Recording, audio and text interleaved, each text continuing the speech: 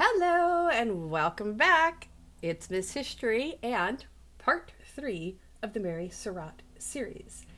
If you've missed the first 2 episodes, I will link them in the description box below. When last we left in episode 2, Mary had taken possession of the townhouse in D.C. in October of 1864, and she converted the 3rd and 4th floors to be a boarding house. She rented out the Tavern and Inn in Surrattsville for $500 a year to a fellow Confederate sympathizer by the name of John Lloyd. Questions would arise as to why she chose to move to the city, with some scholars thinking maybe it was to further the espionage activities of her and her son, John Jr. Louis Weichman claimed the family plans to move became more urgent on account of certain events having turned up. A move to the city made little economic sense in the short term, as Mary didn't have much money, but it would make more long-term sense economically because she didn't have the burden of the tavern and the farm. So historians question the real reason why she made the move, with none having a solid answer. Some feel it would have made more economic sense to just rent out the townhouse and collect income there. Like I said, the case can be made that she moved there to further the activities of her and her son for the Confederacy. Louis Weichman would move into the boarding house on November 1st, 1864. Weichman was a former schoolmate of John Jr., and he would say of John Jr. that he was a persistent rebel, often singing secession songs. John and Weichman would maintain their friendship ever since leaving school in 1862, and while Weichman enjoyed success by landing appointments teaching, John wouldn't fare as well. Weichman would try to get John a position tutoring at Boardinghouse College near Baltimore, where he worked, but that didn't work out. Further, Weichman would notice a change in his friend, going from dreams of either priesthood, teaching, or farming to that of joining the rebel service. Weichman would be the first board at the new boarding house of Mary upon her moving in, and would actually say that he was honored at the invitation to do so when he learned of Mary's decision to lease the tavern in Surrattsville, as he enjoyed her company as well as that of her daughter, Anna. Weichman would be the one that drew up the papers for the lease on the property in Surrattsville to John Lloyd, which would relieve Mary of a substantial physical and financial burden, and also allowing her to be out of the constant surveillance of the federal Union detectives. The lease of the tavern to Lloyd would mean that it would remain a vital link among the Confederate Secret Service, their courier routes, as an added bonus. If Lloyd were to be caught conducting rebel business, then Mary would be out a paying renter, but not her property. Whether or not this was a larger conspiracy on Mary's part to continue in secret rebel business is up for debate among historians. So one night, Weichman and John Jr. would be out on 7th Street in D.C., December 23rd, 1864. They were reportedly shopping for Christmas, and they would run into Dr. Samuel Mudd, a doctor that had known the Surratts since the 1850s. Samuel was with a man named John Wilkes Booth, who Weichman would later recall was introduced to him as Mr. Boone, and was told that he wanted to purchase Samuel's farm, which wasn't for sale. This chance meeting was actually not by chance at all, as both Mudd and Booth were set to have a meeting with John Jr. It was after this meeting when Booth would become a frequent visitor and resident of the boarding house. Rumor has it that sometimes those visits would be at the request of Mary herself. This was the start of the relationship between Booth, Mary, and her son John. But who was John Wilkes Booth? Well, John Wilkes Booth was the 9th of 10 children born to his father, British Shakespearean actor Junius Brutus Booth, and his mistress, Mary Ann Holmes. Junius and Mary would move to the U.S. from England in June of 1821 and purchase a 150-acre farm near Bel Air, Maryland. Booth was born in the 4-room log home on May 10, 1838.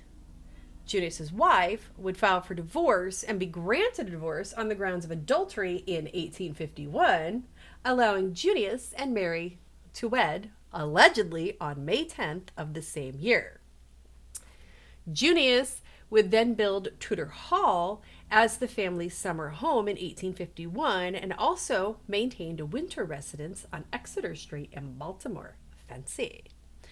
Booth was an athletic and popular child, a skilled horseman, and a fencer while he attended the Bel Air Academy. He was described by the headmaster of the school as, quote, not deficient in intelligence, but disinclined to take advantage of the educational opportunities offered him. Each day he rode back and forth from the farm to school, taking more interest in what happened along the way than in reaching his classes on time. That sounds like me in high school. Booth would also attend the Quaker-run Milton Boarding School for Boys in Sparks, Maryland, and St. Timothy's Hall, an Episcopalian military academy in Catonsville, Maryland. He would leave school at the age of 14 after his father's death in November of 1852. At the age of 16, Booth would become interested in theater and politics, and then would aspire to follow in the footsteps of his father and begin studying Shakespeare. He would make his debut on stage at the age of 17 as a supporting role in Richard III at Charles Street Theater in Baltimore, where he was heckled by the audience when he missed some of his lines. He would also do acting at Holiday Street Theater in Baltimore, as well as joining a stock company at the Ark Street Theater in Philadelphia, where he adopted the stage name of J.B. Wilkes. Jim Bishop said of Booth, quote, he developed into an outrageous scene stealer, but he played his parts with such heightened enthusiasm that the audiences idolized him. In 1858, he became a stock company actor at the Richmond Theater in Richmond, Virginia, with his older brother Edwin, where he would become very popular. So it was here in Richmond where Booth would gain all of the accolades and adoration he so desired as an actor. By the close of the 1850s, he was becoming actually quite wealthy as an actor, earning $20,000 a year, which would be roughly $749,476 in 2022, which still seems less than what most actors get paid today. But it would be his time in Richmond that would really deepen his pro-South and pro-slavery position. By the time that Lincoln had re-entered politics and was running for president, Booth was very pro-South, and he hated Lincoln and the Republican Party. Booth would become a lead actor in the 1860s and appear in New York, Boston, Chicago, Cleveland, St. Louis, Columbus, Georgia, Montgomery, Alabama, and New Orleans. When the Civil War started in 1861, he was in Albany, New York, where he was outspoken for secession of the southern states, calling it heroic. His public statements would have the locals demand his banishment from the stage in New York. He would continue his acting career, even in the North, but mostly around the border states at first. He would eventually end up back in Boston as well as New York. He would continue to appear in plays until 1865.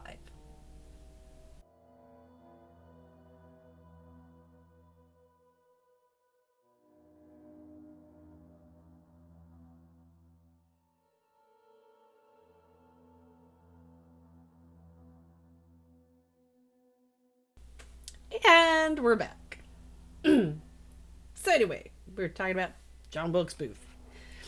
The money that he would make acting would allow him to help finance the Confederate cause financially. It would also allow him to travel with absolutely no suspicion as he supported Confederate espionage.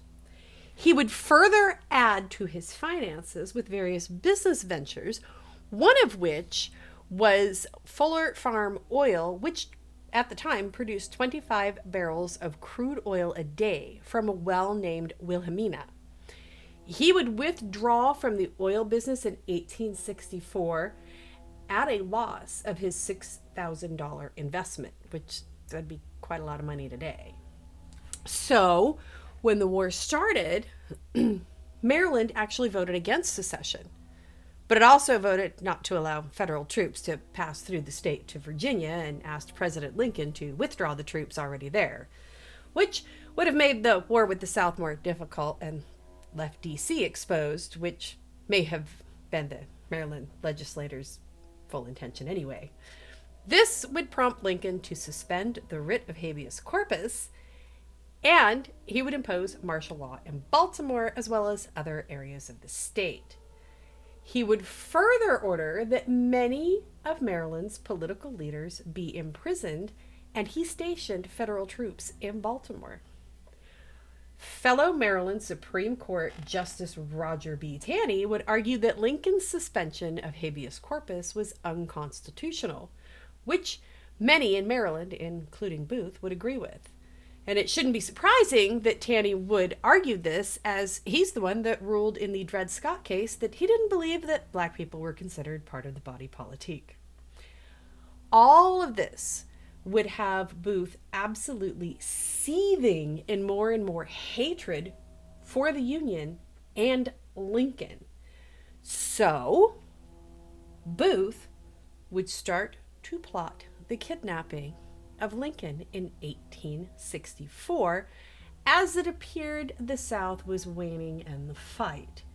He felt the only way that the Confederacy would win would be to deal a blow to the Union from the steps of the White House. Thus, he planned to kidnap Lincoln from his summer residence at the Old Soldiers' Home in Washington, D.C., take him across the Potomac and into Richmond, Virginia, the then capital of the Confederacy, and hold him there in exchange for the release of Confederate Army prisoners of war being held in the North. Booth believed that this might also end the war and force the Union to recognize the Confederate government. For this task, Booth would recruit his friends Samuel Arnold and Michael O'Laughlin, and the three would often meet at the home of Maggie Branson at 16 North Utah Street in Baltimore. Booth would also meet several Confederate sympathizers at the Parker House in Boston. In October of 1864, Booth would travel to Montreal, Canada, and set up a bank account to channel funds for the kidnapping plot. The Confederate secret mail system had been using Canadian banks to fund activities set to frustrate the Union during the war. The Union knew about the system, and it was a frustration to them, mostly because they could never ever really find any one person who was involved in the espionage. Aside from that, it was a 2-week turnaround trip from Richmond, Virginia to Montreal, Canada, where couriers would take ciphered letters and miniature photos, often hidden in shoes, buttons, clothing, and other nondescript items, which that allowed them to communicate with top Confederate officials. The most traveled route for this activity led through Surrattsville and D.C. Mary owned property in both locations, and it was believed that her boarding house was the perfect cover for rebel activities. Who would question a widow trying to earn a living in the city? Her boarding house was alleged to be a safe place where private conversations were kept and sympathizers to the South were embraced. So, Lincoln would go on to win re-election in November of 1864 with a platform to outright abolish slavery with an amendment to the Constitution. And this would move Booth to devote more resources into his kidnapping plot. He would recruit, with the help of John Jr., David Harold, George Surratt, Lewis Powell, aka Lewis Payne. I will use those names interchangeably because it depends on what I'm looking at. They would also be recruited. Powell, Payne, depending on which account you're looking at, was a Confederate soldier who had previously been released by the Union after being held as a prisoner of war. Obviously, he had problems. John Jr. was one of the earliest to be pulled into the plot, and as stated, he would find George and David, who he knew to be trustworthy sympathizers to the rebel cause. All of the men would meet regularly at Mary's boarding house. Booth would then pay for lodging and feeding his fellow conspirators, and he would also purchase supplies such as horses, guns, and other items that were going to be needed to carry out the kidnapping plot. Mary would be introduced to John Booth in January of 1865, and the two would quickly develop a very close bond. Mary, also a rebel sympathizer, provided shelter for spies and couriers in need. She also shared Booth's hatred of Lincoln, the Republican Party, abolitionists, and the abolishing of slavery. Having grown up in southern Maryland, Mary, too, was familiar with the terrain and the people of the area, having learned through her husband and later her son, John Jr., who could be trusted and who could be called upon in secret, as well as those who would have financial or physical resources that might be needed and provided without question. It would seem that Booth would speak to Mary daily, often for hours, when John was not at the home, which was frequently due to his role in the Confederate courier network.